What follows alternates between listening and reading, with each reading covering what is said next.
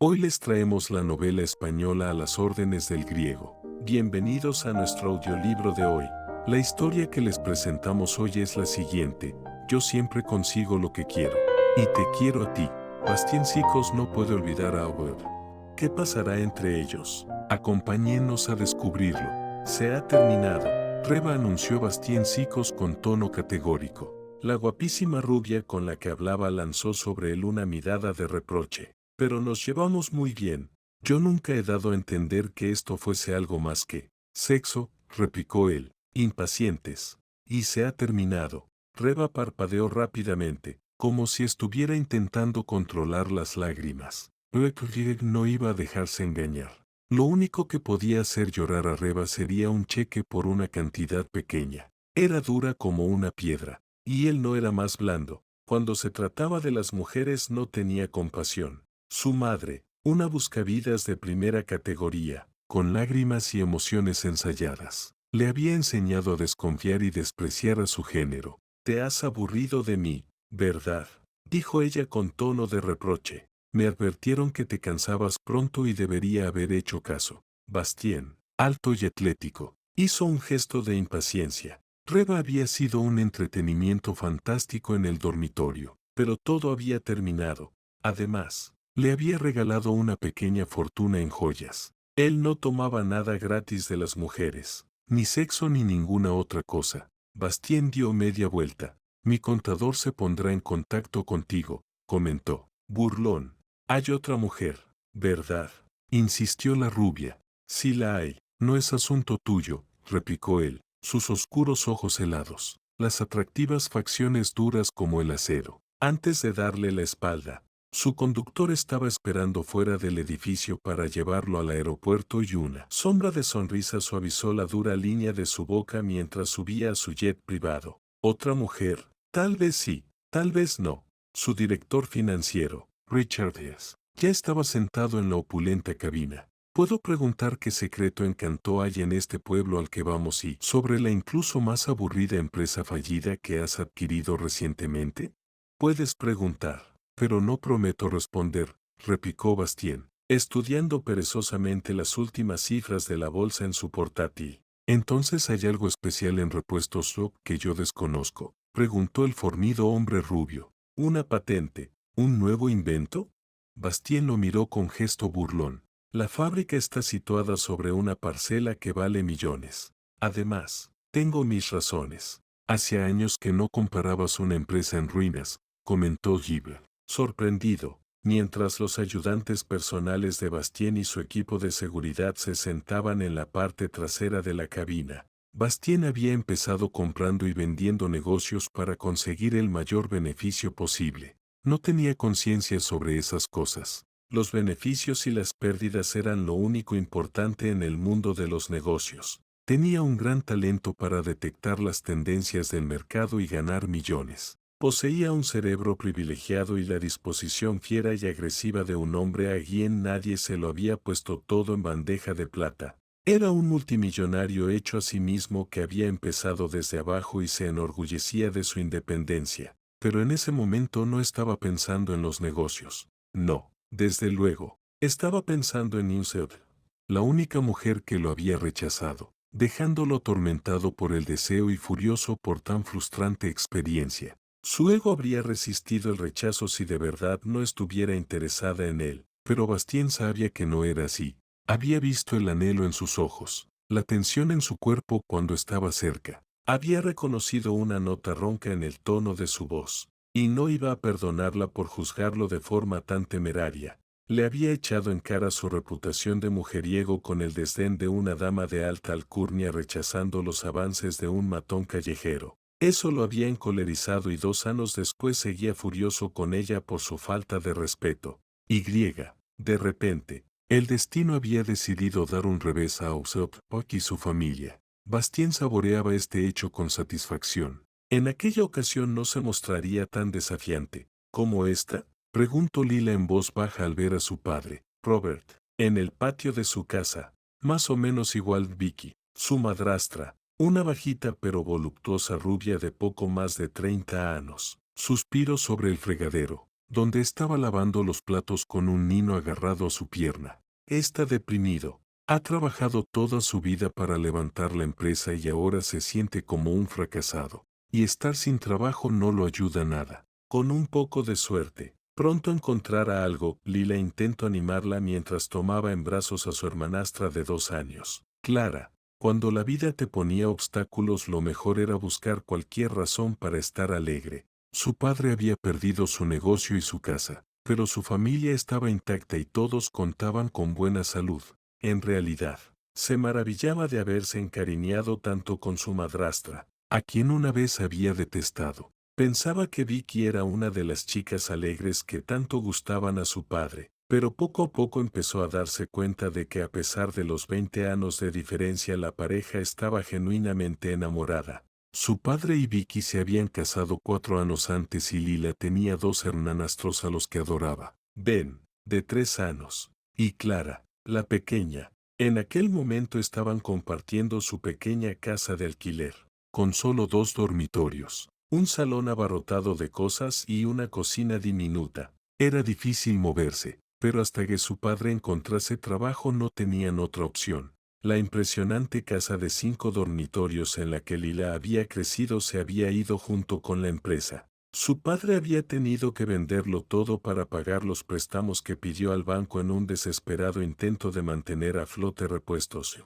Sigo esperando que Ellie le eche una mano a tu padre, le confeséis Vicky en un repentino ataque de optimismo. Nadie conoce el negocio mejor que Turek y tiene que haber un sitio para él en la oficina o en la fábrica. Lila tuvo que morderse la lengua para no decir que Bastien seguramente le echaría una mano. Agüello pues de todo. El multimillonario griego se había ofrecido a comprar la empresa 2 años antes y la oferta había sido rechazada. Su padre debería haber vendido entonces, pensó con tristeza. No era ningún problema para Lila que el propio Bastien hubiese predicto el desastre al saber que la empresa dependía de retener un cliente importante. Unas semanas después de perder ese cliente, Repuestos Sod empezó a hundirse. Será mejor que me vaya a trabajar. Lila se inclinó para acariciar las orejas del Dachshund miniatura, que rozaba su pierna en busca de atención. Desde que su familia tuvo que mudarse allí, nadie prestaba demasiada atención al pobre Skippy. ¿Cuándo fue la última vez que lo sacó para dar un largo paseo? Inquieta y angustiada por la referencia de su madrastra a Bastien Sicos como posible salvador, Lila se puso una gabardina y anudó el cinturón en su estrecha cintura. Era una mujer pequeña y delgada, de largo pelo negro y brillantes ojos azules. También era una de las pocas empleadas que aún tenía un puesto en la empresa. Casi todo el personal había sido despedido y solo el equipo de recursos humanos seguía allí para lidiar con el cierre de la empresa. Solo le quedaban 2 días de trabajo y después de eso también ella estaría en el paro. Lila dejó a su hermano, Ben, en la guardería en el camino a la oficina. Era un fresco día de primavera y cuando el viento la obligó a apartarse el pelo de los ojos, lamentó no haberse hecho una coleta. Desgraciadamente, llevaba varias noches sin dormir y se levantaba con desgana, sin tiempo para arreglarse. Desde que descubrió que Jane Shires había comprado la empresa de su padre tenía que hacer un esfuerzo para disimular su aprensión, pero era la única que no iba a darle la bienvenida al nuevo jefe. Muchos vecinos del pueblo estaban encantados de que hubiera un comprador y algunos creían que el nuevo propietario contrataría a los que habían perdido su empleo. Solo Lila, que una vez había visto el brillo helado en los ojos del implacable Bastien, era pesimista. Estaba segura de que no iría al pueblo llevando buenas noticias. De hecho, si algún hombre la había asustado alguna vez, era Bastien Sicos. Todo en el alto y increíblemente apuesto griego la ponía nerviosa. Su aspecto, su forma de hablar, su actitud dominante, no le gustaba nada y se había apartado lo antes posible, para descubrir, angustiada, que hacer eso solo lo animaba más. Aunque solo tenía 23 años, desconfía de los hombres tan atractivos y seguros de sí mismos, convencida de que la mayoría eran mentirosos y traidores. Después de todo, su propio padre había sido así una vez, un adúltero cuyas aventuras habían causado mucho dolor a su difunta madre. No le gustaba recordar esos años traumáticos en los que odiaba a su padre porque no podía confiar en él. Ni las amigas de su madre ni sus empleadas estaban a salvo. Por suerte, ese comportamiento había cambiado cuando conoció a Vicky y desde entonces había hecho lo posible por afianzar la relación con el único progenitor que le quedaba. Solo cuando Dweck sentó la cabeza pudo respectarlo de nuevo y olvidar el pasado. Bastien, por otro lado, tenía fama de mujeriego. Era un depredador sexual, acostumbrado a tomar a la mujer que le gustaba. Era rico, astuto e increíblemente atractivo. Las mujeres caían rendidas a sus pies o corrían hacia él en cuanto movía un dedo en su dirección.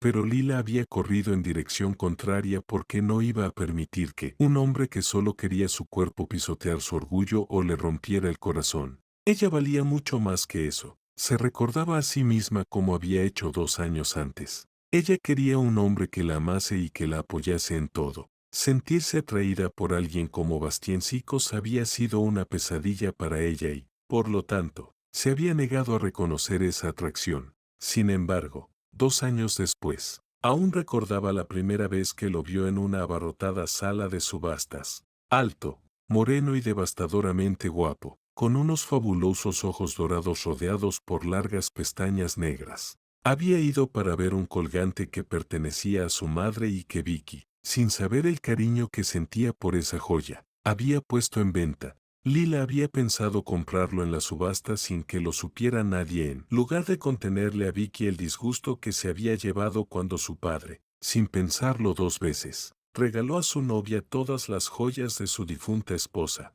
Y la primera persona que vio al entrar en la sala de subastas fue a Bastien, con el pelo negro cayendo sobre la frente, su masculino perfil como de bronce mientras examinaba algo que tenía en la mano junto a un empleado. Lila se había quedado sorprendida al ver que lo que tenía en la mano era el colgante de plata en forma de caballito de mar. ¿Qué hace con eso?, le preguntó con tono posesivo. ¿Y a usted qué le importa?, había replicado él bruscamente, dejándola transfigurada con esos ojos de un castaño casi dorado, realzados por largas pestañas negras. En ese segundo había pasado de atractivo a absolutamente guapísimo. Lila se había quedado sin aliento, con el corazón latiendo a un ritmo alocado, como si estuviera al borde de un precipicio. Era de mi madre. ¿Y de dónde lo sacó su madre?, preguntó Bastien, dejándola desconcertada. Yo estaba con ella cuando lo compró en un mercadillo. Hace casi 20 años, respondió Lila, sorprendida por la pregunta y, sobre todo, por la intensidad de su mirada. Mi madre lo perdió en Londres hace más o menos ese tiempo, dijo él, con ese fuerte acento que la hacía sentir escalofríos, dando la vuelta al colgante para mostrarle el dorso, con 2 letras A encerradas en un corazón. Mi padre, Anatol, se lo regaló a mi madre, Atene. Qué extraordinaria coincidencia que haya sido de nuestras madres. No.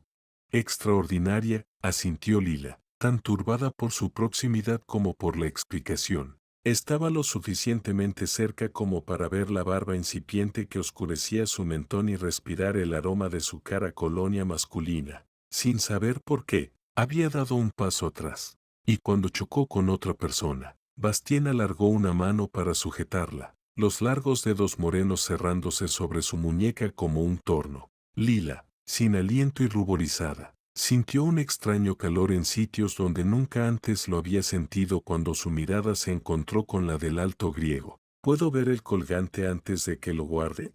No tiene mucho sentido que lo mire. Pienso comprarlo, había dicho él. Lila apretó los dientes. Yo también.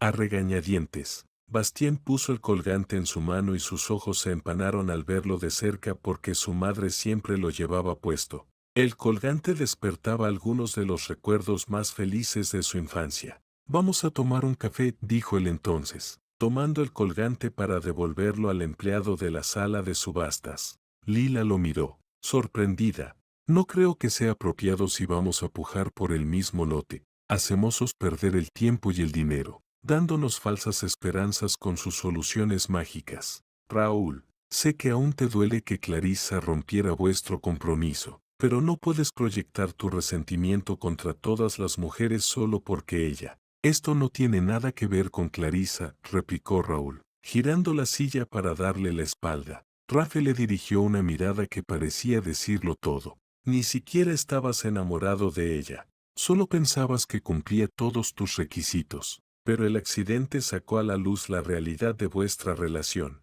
Creo que tuviste suerte de quitarte a tiempo la venda de los ojos. Papi opina lo mismo. ¿De verdad crees que he tenido suerte? Mírame, Rafe. Estoy atrapado en esta silla. Ni siquiera puedo vestirme solo. No insultes mi inteligencia diciéndome que he tenido suerte. Lo siento. Tal vez no elegí bien las palabras, dijo Rafe, pasándose la mano por el pelo. ¿No quieres, al menos, conocerla? Dale una oportunidad. Ponla a prueba una semana o, si quieres, solo un par de días. Si no funciona, lo dejas. Tú serás el que decida si se queda o no. Raúl giró la silla en dirección a la ventana para mirar sus caballos purasangres pastando en las praderas. Ni siquiera podía caminar por la hierba y acercarse a ellos para acariciarles el lomo o las crines. Estaba atrapado en aquella maldita silla, atrapado en su propio cuerpo, en el cuerpo que en los últimos 34 años lo había definido como una persona, como un hombre. Los médicos le habían dicho que podía considerarse afortunado. Aún tenía alguna sensibilidad en las piernas y conservaba íntegras las funciones intestinales y urinarias. Se suponía que también las sexuales. ¿Pero qué mujer querría estar con él ahora?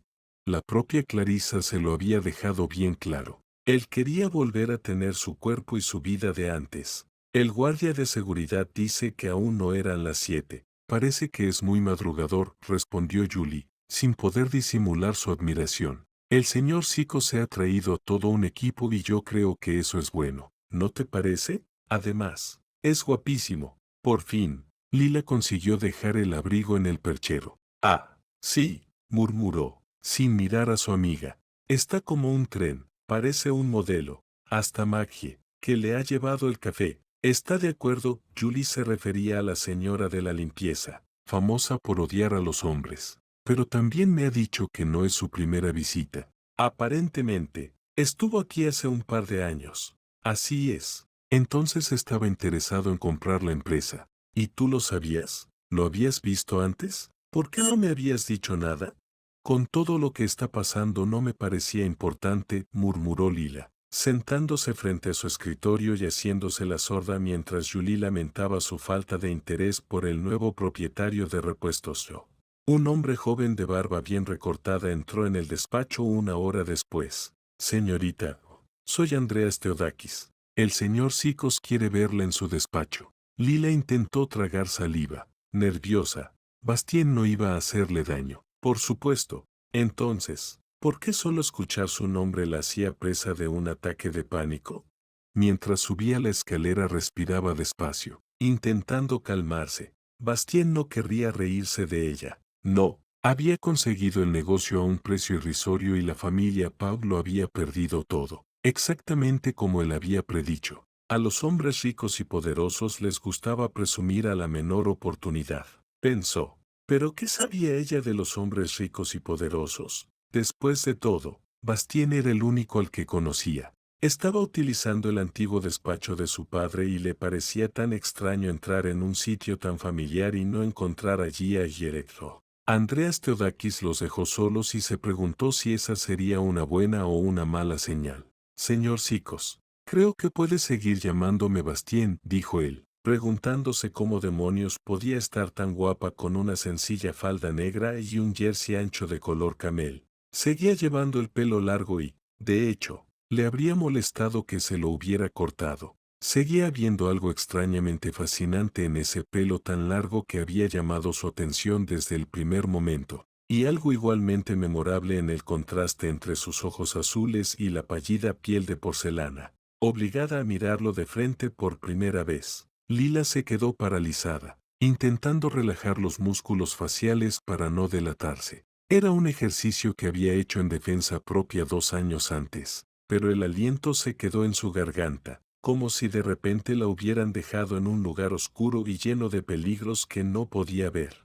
Bastien debía medir más de 1,90 m, de modo que podía concentrarse en mirar su corbata de seda azul, que le quedaba a la altura de los ojos. Pero la imagen que había visto al entrar en el despacho seguía grabada en su cerebro, como marcada a fuego. Le gustase o no, Julie había dado en el clavo. Bastien parecía un modelo. desde los esculpidos pómulos hasta la clásica y arrogante nariz, el mentón cuadrado o los generosos y sensuales labios. Lila sintió que se ruborizaba al notar una oleada de calor entre las piernas y apretó los dientes porque sabía que él lo notaría. A Bastien Sicos no se le escapaba nada. Siéntate. De Lila, Bastien señaló una silla frente a la mesa de café, en una esquina del despacho.